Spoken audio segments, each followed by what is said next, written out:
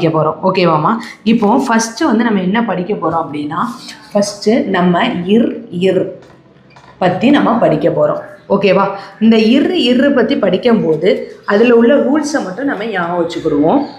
First rules வந்து என்னது அப்படின்னா, ஸ்டார்டிங்கே வவ்வல் வந்து இரு வந்தால், சரியா? புரியுதா? ஸ்டார்டிங் வவ்வல் வந்து இரு வந்தால் நம்ம என்ன போடணும்னா டவுன்வேர்டு தான் யூஸ் பண்ணணும்.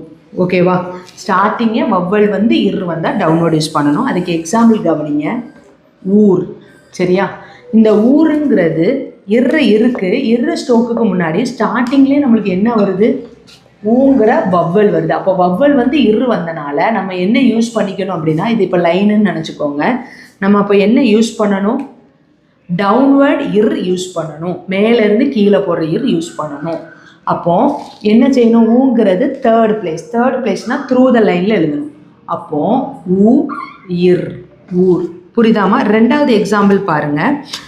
ரெண்டாவது எக்ஸாம்பிள் வந்து ஆற்காடுன்னு வச்சுக்கோங்க. சரியா? ஆற்காடு. இப்போது ஆற்காடுக்கு வந்து அதே மாதிரி லைன் இருக்குது அப்படின்னு வச்சிங்கன்னா, இரு வருது. ஆனால் இரு வர்றதுக்கு முன்னாடி ஸ்டார்டிங் எது வந்து வருது? ஸ்டார்டிங்கே நம்மளுக்கு வவ்வல் வந்து இரு வருது. அப்போது நம்ம டவுன்வேர்டு ஆங்கிறது ஃபஸ்ட்டு பிளேஸ்னால் அபோத லைனில் எழுதணும்.